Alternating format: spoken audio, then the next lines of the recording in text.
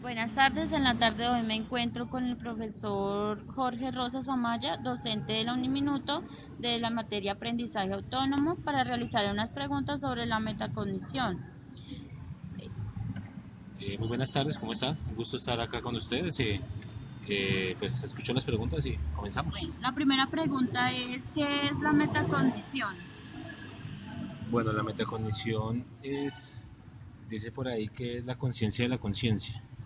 Es decir, es cómo la persona puede ser consciente en el plano de la educación. Eso viene primeramente de la psicología, pero hoy por hoy se ha dado mucho el tema de la metacognición, el tema de la educación, que habla de cómo el estudiante es consciente de su propio aprendizaje. ¿Sí? Como ves, cuando estábamos en el colegio nos enseñaron que fuéramos conscientes de lo que fuéramos aprendiendo, sino simplemente nos daban contenidos, pero el estudiante no era consciente de cuál es la manera, la forma, los métodos, las técnicas que debería aplicar para aprender. ¿Por qué? Porque no todo el mundo aprende igual.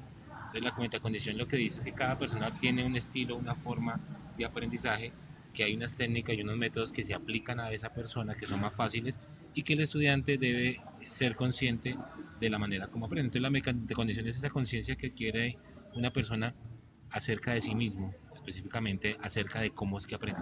Eso más o menos es la metacognición. Aprender de aprender, algo así. Aprender a aprender, correcto. Ese es el término. ¿Sobre qué se centra la metacognición? ¿Sobre qué aspecto se centra? El aspecto de la metacognición es la autonomía. Es decir, yo soy el artífice de mi aprendizaje, de mi formación, de mi parte ética, de mi parte moral, ¿cierto? Porque si tú ves en la escuela tradicional, el eje de la educación no era el estudiante, era el profesor. Entonces la metacognición lo que dice ahora es que cualquier cosa que vayamos a aprender, cualquier cosa que vayamos a decidir, que vayamos a hacer, está centrada específicamente en el estudiante. Entonces hoy lo que la educación, y más ustedes que están en educación a distancia, lo que habla la educación a distancia es que ya el docente, el profesor ya no tiene esa figura. Ya no yo soy el portador del conocimiento, sino el que busca el conocimiento, el que lo construye es el estudiante y el rol del profesor pasa a ser un tutor.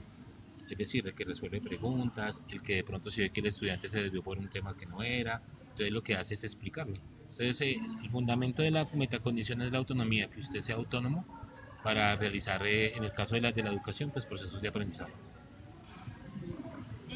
¿Cuáles son los principales elementos que se tienen en cuenta cuando se debe diseñar una propuesta de enseñanza? Uy, son varias. Eso es un proceso, se llama el proceso de enseñanza-aprendizaje, ¿sí? Que está dividido en dos. Uno es el proceso de enseñanza, es decir, el que compete al profesor, qué estrategias, qué recursos didácticos, qué elementos, qué materiales, cómo le va a evaluar, qué competencias va a diseñar. Y el otro que es el proceso de aprendizaje que ya le requiere al estudiante, que es, bueno, cuáles son los mecanismos que utilizo, que me facilita los metafactos, que los mapas conceptuales, que yo aprendo en forma oral, que yo aprendo en forma escrita. Entonces, cuando uno planea una actividad, una clase, un proceso de enseñanza, debe tener en cuenta esos elementos. El proceso de enseñanza que compete al profesor, de todo tipo, por ejemplo los medios, necesito un computador, un material audiovisual, los recursos, entonces que necesito que el estudiante lleve tal material a la clase, los materiales que van, en el caso de ustedes en la plataforma, esos son recursos que se deben sí o sí tener en cuenta al momento del proceso de enseñanza.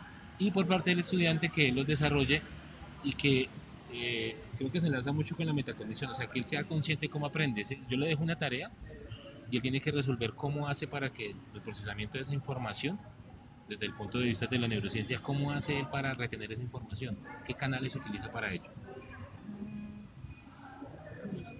Y pues ahí se me nombró algunas estrategias, pues de eso básicamente trataba la última pregunta, que era cuáles son las principales estrategias metodológicas que le han dado mejores resultados para enseñar y para llegar más fácil a los estudiantes.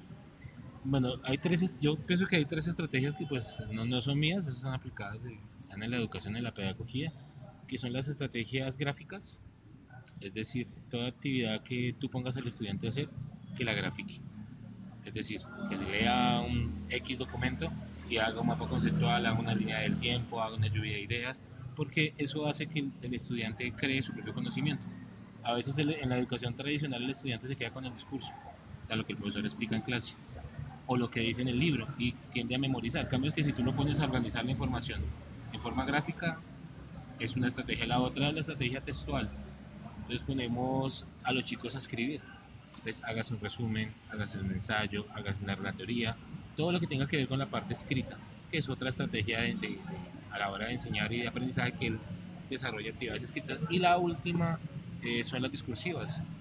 Es decir, bueno, lo mismo, una actividad X, si haga un favor, hagamos una exposición, hagamos un foro, hagamos un debate, hagamos un Phyllis 6, que son diferentes estrategias que el principio de esas estrategias que el profesor las conozca, que las maneje.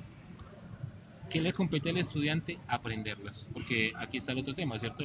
Muchas veces la clase es de, no sé, alguna clase de psicología que ustedes ven, procesos cognitivos, me lo das ahorita, y a veces el profesor tiene que dedicarse a enseñarle al estudiante a hacer un mapa conceptual, porque las actividades o las estrategias que el profesor propone son esas. Los mapas conceptuales, mapas mentales, Pero se supone que el estudiante es metacognitivo, que ya debe de llevar todo que eso. ya o si no, debe aprenderlo, ¿sí? Entonces que vamos a hacer una infografía, que vamos a hacer un video, un pop-down, o sea, todo es, hoy en día, por ejemplo, una estrategia hoy sí o sí es la implementación de las tips.